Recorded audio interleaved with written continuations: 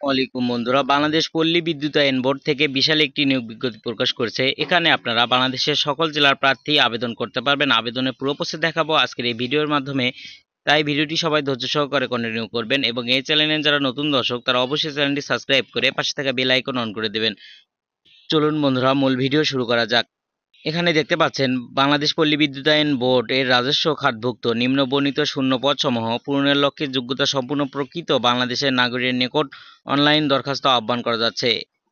তো বন্ধুরা, আমি প্রথমে আপনাদের মাঝে যে পদটি নিয়ে আলোচনা করব সেটি হচ্ছে অর্থনীতিবিদ। এখানে 22,000 টাকা থেকে শুরু করে 53,060 টাকা। এখানে একজন নেওয়া হবে। শিক্ষাগত যোগ্যতা প্রয়োজন পড়বে স্নাতক ডিগ্রি। তারপর নেওয়া হবে সহকারী প্রোগ্রামার। এখানে একজন নেওয়া হবে। শিক্ষাগত যোগ্যতা প্রয়োজন পড়বে কোনো স্বীকৃত বিশ্ববিদ্যালয় হতে কম্পিউটার বিজ্ঞান, কম্পিউটার প্রকৌশলী এবং কমিউনিকেশন টেকনোলজিতে 4 বছর মেয়াদি স্নাতক ডিগ্রি। তারপর নেওয়া হবে ফোরম্যান। এখানে বেতন 12,000 টাকা থেকে 12,500 টাকা থেকে শুরু করে 30,230 টাকা। এখানে 4 জন নেওয়া হবে। শিক্ষাগত যোগ্যতা প্রয়োজন পড়বে কোনো স্বীকৃত ইনস্টিটিউট হতে ইলেকট্রিক্যাল ইঞ্জিনিয়ারে 4 বছর মেয়াদি ডিপ্লোমা। তারপর নেওয়া হবে নিরীক্ষক অডিটর।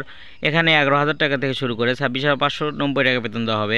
এখানে 9 জন নেওয়া হবে। শিক্ষাগত যোগ্যতা প্রয়োজন পড়বে স্নাতক ডিগ্রি। তারপর নেওয়া হবে ভেহিক্যাল মেকানিক। এখানে বেতন দেওয়া হবে 9,300 টাকা থেকে শুরু করে 22,490 টাকা। এখানে একজন নেওয়া হবে।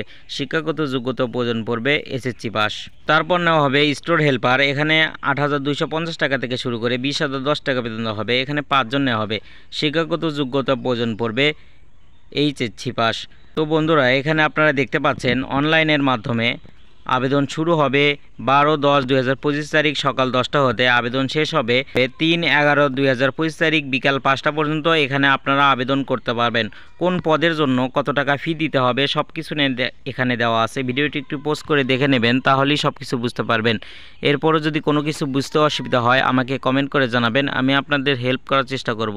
তো বন্ধুরা, সবাই ভালো থাকবেন, সুস্থ থাকবেন। আসসালামু আলাইকুম।